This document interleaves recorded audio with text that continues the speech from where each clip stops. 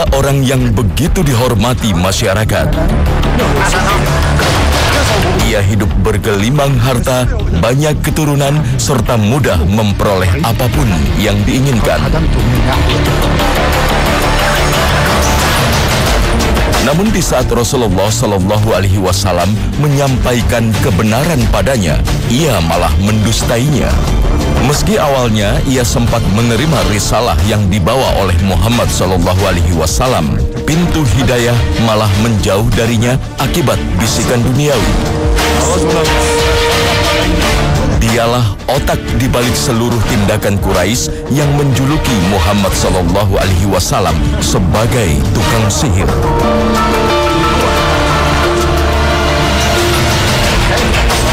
Dialah Al-Walid bin Mughirah yang kisahnya begitu rinci diceritakan di dalam Al-Quran.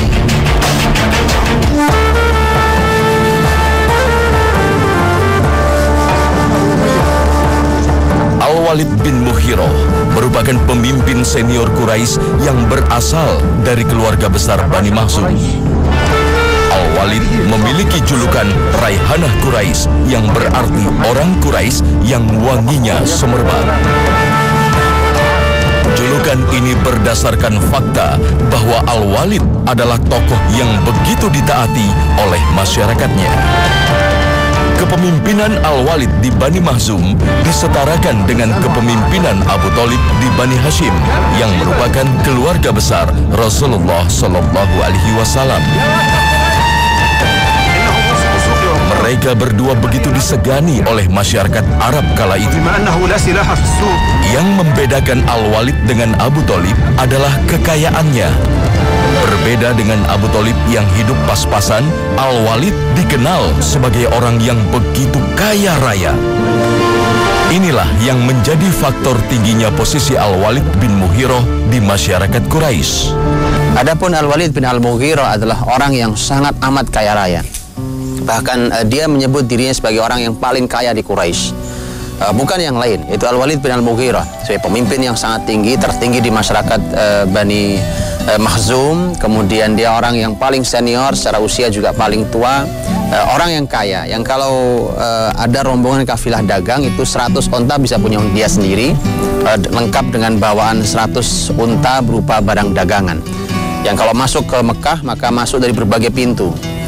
Dari berbagai pintu itu begitu masuk adalah unta-untanya Al-Walid bin Al-Mughirah. Sehingga dia punya harta, dia orangnya cerdas, dia ahli syair, dia adalah pemimpin yang sangat disegani, pemimpin tinggi di masyarakat Quraisy, bahkan di satu keluarga besar yang sangat besar dan terkenal, itu masyarakat Bani Makhzum dari kalangan masyarakat Quraisy. 5 tahun sebelum diutusnya Muhammad Sallallahu Alaihi Wasallam sebagai Nabi, masyarakat Quraisy sepakat untuk merenovasi bangunan Ka'bah sebab kondisi Ka'bah tak lagi baik akibat terjangan banjir. Selain itu, banyak pencuri yang mengambil barang berharga yang disimpan di dalam Ka'bah. Namun yang menjadi masalah, para pemuka Quraisy merasa takut untuk meruntuhkan bangunan Ka'bah meskipun untuk tujuan renovasi. Mereka masih teringat akan peristiwa yang menimpa Raja Abraha yang mencoba untuk menghancurkan bangunan Ka'bah. Ana abda'ukum bil had wal nantazir ila sabah al-ghad fa in lam yusibni shay fa hadha yani anna rabb al-bayt radin amma naf'al. Maka disinilah Al-Walid tampil sebagai orang yang pertama kali meruntuhkan salah satu bagian Ka'bah. Ya Abul Hakam, ya ibn akhi. Ia seolah merelakan dirinya sebagai tumbal seandainya Allah murka terhadap rencana Quraisy untuk memperbaiki bangunan Ka'bah. Ya qaum, ma aradna illa al-khair. Ya Rabb al-Ka'bah, Allahumma lam tura, la uridu illa al-khair. Wala ya Rabb al-Ka'bah.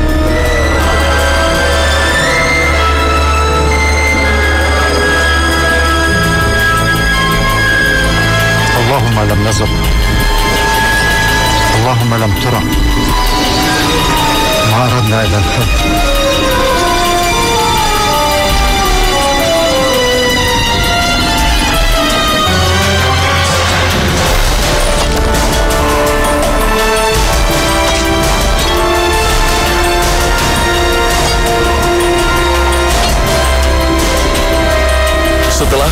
memastikan bahwa dirinya aman, barulah masyarakat Quraisy lainnya yang terdiri dari beberapa suku besar berani meruntuhkan bangunan Ka'bah untuk direnovasi. Salah satu sisi bangunan Ka'bah dibangun dengan biaya pribadi Al-Walid, sementara sisi yang lainnya dibangun dengan dana kumpulan masyarakat Quraisy.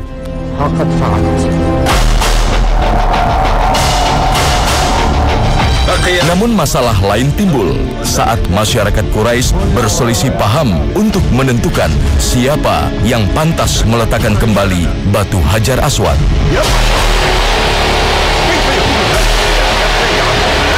Termasuk Al-Walid bin Mughirah.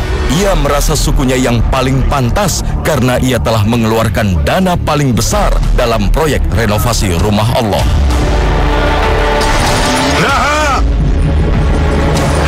لبني مخزوم لن يضع الحجر الأسود في موضعه إلا بنو مخزوم فالوليد أول من بدأ الهدم مضحيا بنفسه. هذا هناك يا ابن أخي، يقول لكم الأمين محمد بن عبد الله. Hingga akhirnya datang solusi itu dari seorang pemuda asal Bani Hashim yang mengakhiri perselisihan soal peletakan Hajar Aswad ke tempatnya.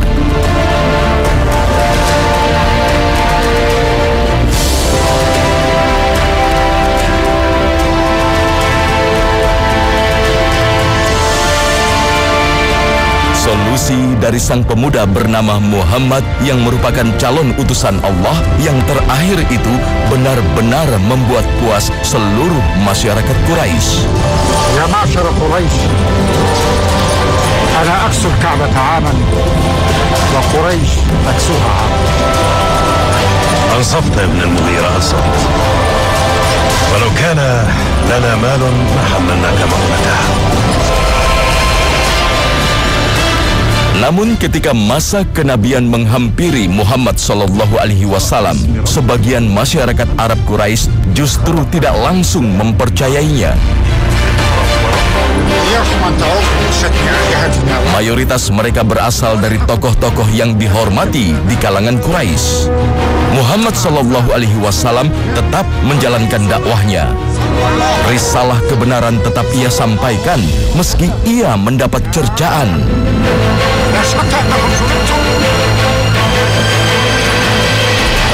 Dalam menyampaikan dakwahnya, Rasulullah SAW tak melewatkan tokoh-tokoh berpengaruh, termasuk Al-Walid bin Mughirah. Sebab jika Al-Walid mau memeluk Islam, maka dipastikan hampir semua masyarakat dari Bani Makhzum akan mengikuti langkahnya.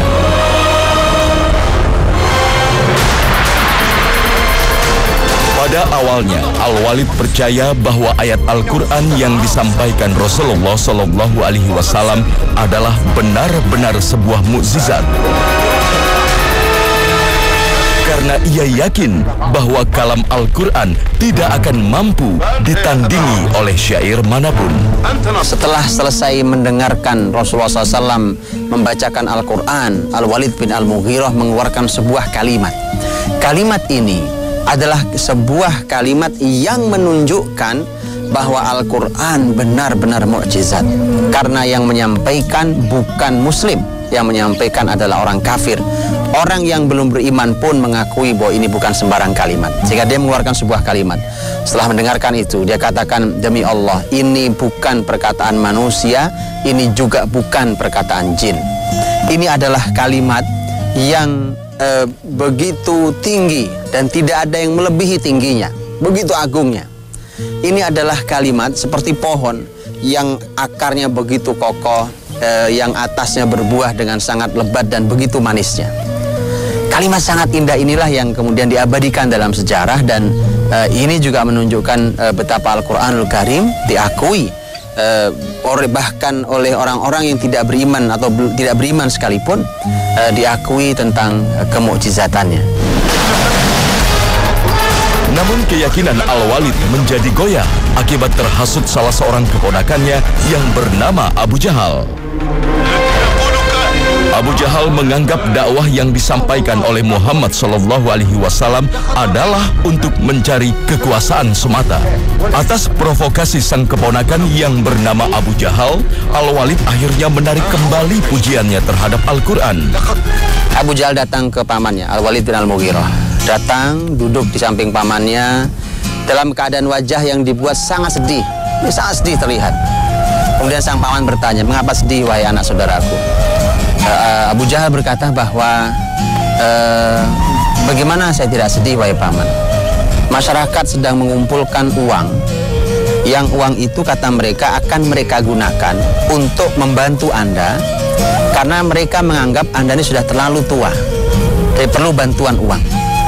Dan ini semua mereka lakukan juga berhubungan dengan apa yang Anda sampaikan kepada Muhammad, pujian tentang Al-Quran. Mendengarkan kalimat itu, entah wallahu alam bahwa peristiwa sebenarnya tidak pernah terjadi, tetapi ini adalah merupakan dramatisasi seorang Abu Jahal agar pamannya marah, emosinya tersulut. Maka betul saja, Abu Jahal nampaknya paham betul tentang pamannya ini. Marah, Al-Walid bin Al-Mughirah marah betul sampai dia mengatakan, apa Quraisy tidak tahu? Mereka semua paham bahwa saya orang paling kaya di antara mereka. Saya tidak perlu uang itu. Maka Abu Jahal masuk. Sebenarnya bukan itu target dia. Dia masuk dan mengatakan, itulah paman. Maka paman harus segera mengoreksi kalimat paman yang memuji Al-Quran itu. Saya harus berkata apa? Kata Al-Walid bin Al-Mughirah. Kemudian karena seorang Abu Jahal tetap mengatakan, yang penting paman harus mengeluarkan sebuah kalimat yang menunjukkan bahwa paman tidak setuju dengan kalimat itu. Kemudian pamannya mengatakan, beri saya waktu untuk saya berpikir. Inilah proses berpikir yang diabadikan oleh Al-Quranul Karim yang menunjukkan Allah begitu murka pada proses pemikiran seorang Al-Walid bin Al-Mughirah. Ia lantas berpikir keras untuk memberikan julukan atas Muhammad SAW dan kalimat suci Al-Quran. قولوا أنتم فأسمع. نقول كاهن. لا والله ما هو بكاهن. فنقول مجنون. ما هو بمجنون. شاعر إذن. ما هو بشاعر. لقد عرفنا الشعر كله. Sampai akhirnya ia memberikan Rasulullah SAW gelar sebagai ahli sihir. Bahkan Al-Walid menyebut Al-Quran sebagai perkataan manusia yang mengandung mantra sihir. فما نقول يا أبا عبد شمس.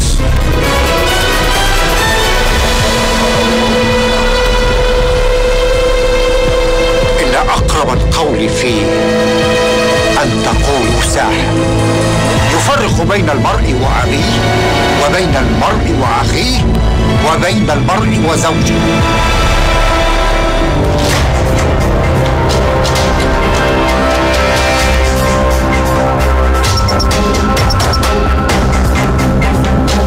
Ia dan para petinggi Quraisy lainnya menyampaikan pada setiap masyarakat Arab yang datang ke Mekah agar menjauhi Muhammad SAW. ما هو إلا ساحر. ساحر جاء بأمر يفرق فيه أمر قريش فلا تستمعوا له فتبوء بخسران وندامة ما بعدها ندامة. فالحيطة الحيطة والحذر الحذر.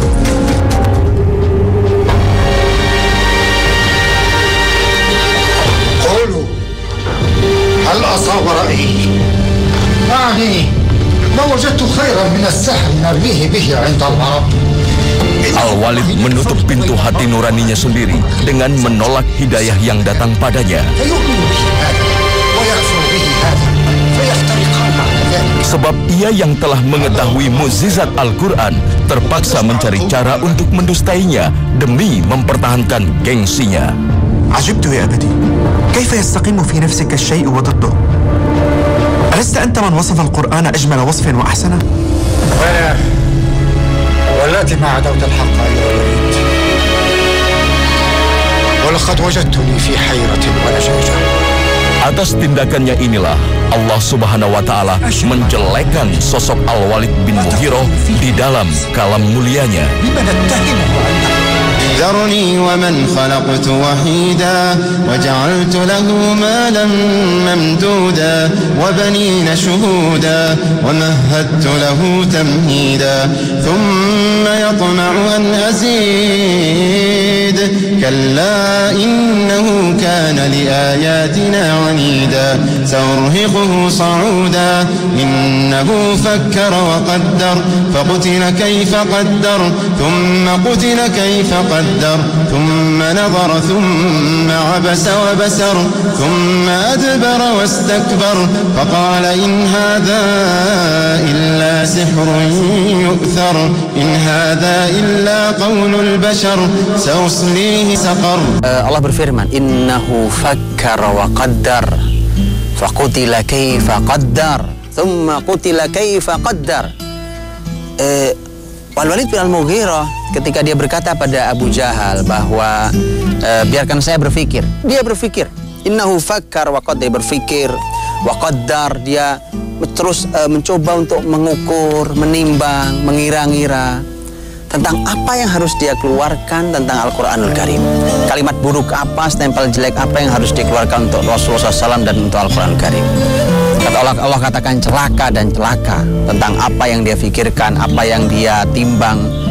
Pelajaran pertama buat kita bahwa pemikiran tentang apa yang difikirkan oleh seseorang, apa yang dibuat dalam wacana oleh seseorang, jangan dikira bahwa hal ini bukan merupakan sebuah dosa kalau itu kesalahan. Karena kita suka kadang-kadang menduga bahwa di antara kita ada yang menduga kalau sekedar berwacana itu bukan sebuah dosa. Kalau itu salah, itu bahkan bisa lebih buruk, lebih fatal, lebih bahaya dibandingkan dengan kejahatan fisik. Karena kalau kejahatan fisik dilakukan, korbannya jelas 1, 2, 3 orang. Tetapi ketika pemikiran yang ditebarkan, bahkan kita tidak pernah tahu siapa yang akan terpengaruh oleh keburukan pemikiran yang keluar ini. Kalau perang pemikiran, bahkan kita tidak tahu siapa korbannya. Kalau fisik kita tahu korbannya, 1, 2, 3 orang kita tahu korbannya. Tapi pemikiran, bahkan jangan-jangan orang-orang soleh pun terkena pada perang pemikiran ini. Makanya Allah Subhanahu wa Ta'ala mengingatkan, ini orang bahaya. Orang-orang yang mengeluarkan wacana, yang mengeluarkan pemikiran, dia berpikir terus dan berpikir untuk menghasilkan sebuah stempel yang buruk bagi Al-Quranul Karim. Sampailah kemudian dia menemukan kalimat yang menurut dia paksakan bahwa ini bisa untuk memperburuk nama Al-Quranul Karim dan Rasulullah Sallallahu Alaihi Wasallam. In hadza illa sihru yu'thar, in hadza illa qaulul bashar. Dia katakan kalau gitu begini, kita sepakati saja bahwa Al-Quran ini adalah sihir, mantra sihir yang membahayakan, yang bisa mempengaruhi orang, dan ini hanya perkataan manusia biasa, bukan perkataan Allah, bukan wahyu, bukan perkataan Tuhan. Tidak usah diikuti, tidak usah didengarkan. Ini hanya mantra sihir seperti yang lainnya, dan hati-hati, Anda bisa tersihir olehnya.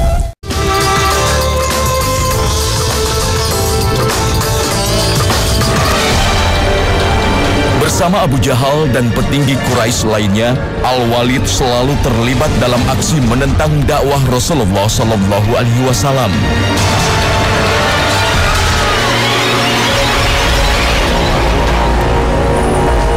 Bahkan ia rela menerima usulan agar putranya Ummaroh bin Walid ditukar dengan Rasulullah Sallallahu Alaihi Wasallam. Pertukaran ini tak lain bertujuan agar para petinggi Quraisy dapat leluasa menyingkirkan Rasulullah Sallallahu Alaihi Wasallam.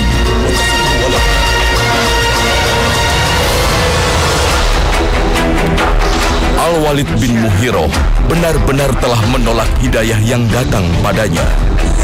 Ia tak memeluk Islam hingga akhir hidupnya, bukan karena Islam tak pernah menyapanya, melainkan karena ia lebih memilih untuk mempertahankan kepemimpinannya. Al-Walid rela mendustakan kata hatinya, bahkan turut menjadi dalang besar penentang dakwah Rasulullah Sallallahu Alaihi Wasallam dengan menebar kebencian pada masyarakat Quraisy agar memusuhi Islam. Kalau hari ini muslimin suka mendapatkan stempel yang tidak-tidak, muslimin seringkali diberikan gelar-gelar yang yang menyudutkan muslimin, menyudutkan Al-Quran, menyudutkan Rasulullah SAW. Kalau kita baca Al-Mudaththir, kita tahu itu bukan hal yang aneh sama sekali. Dari sejak zaman awal Nabi muncul, Rasulullah SAW, kemudian Al-Walid bin Al-Mughirah sudah memberikan stempel bahwa Muhammad tukang sihir. Al-Quran adalah mantra sihir dan perkataan manusia biasa. Itu sudah diberikan, dan itu yang ditebarkan setiap datang suku-suku, kepala-kepala suku dari berbagai wilayah dan kabilah. Mereka selalu diberikan kalimat ini supaya menjauh dari Muhammad SAW yang sering membaca Al-Quran di samping Ka'bah. Ini stempel itu untuk menjauhkan masyarakat dari Islam, untuk menjauhkan masyarakat dari Al-Quran, sehingga orang diserang dengan berbagai macam pemikiran. Tentu ada pelajaran buat muslimin. Kalau seorang muslim belajar Islam dengan baik, semuanya tidak akan masuk, semua akan mental karena kita punya ilmu. Tapi jadi masalah adalah tidak semua muslimin hari ini belum semuanya memiliki ilmu yang cukup, sehingga begitu masuk tidak bisa menyaring, dia bersatu dalam dirinya, mulai muncul keraguan, bahkan mulai naudzubillah mulai menyerang Islam padahal dia adalah seorang muslim. Dan ketika Al-Walid bin Al-Mughirah memikirkan itu, kemudian disampaikan di Darun Nadwah. Darun Nadwah itu ada di samping Ka'bah. Jadi kalau hari ini ada orang-orang jahat yang merencanakan membuat stempel buruk bagi Islam dan muslimin di sebuah tempat, tidak aneh dahulu direncanakannya di samping Ka'bah. Satu poin yang perlu diperhatikan, bahwa semua yang dilakukan oleh Al-Walid bin Al-Mughirah hanya bisa menghambat sesaat, tapi tidak pernah bisa menghentikan laju dakwah Islam. Atas izin Allah Subhanahu wa Ta'ala, keburukan Al-Walid tak selamanya diikuti oleh para keturunannya.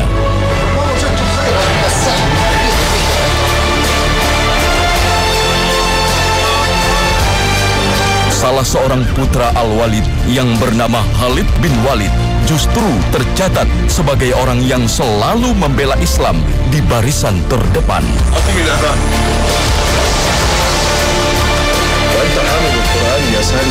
Meski awalnya Khalid ikut memusuhi Islam seperti ayahnya, namun hidayah justru telah membuka pintu hati Khalid.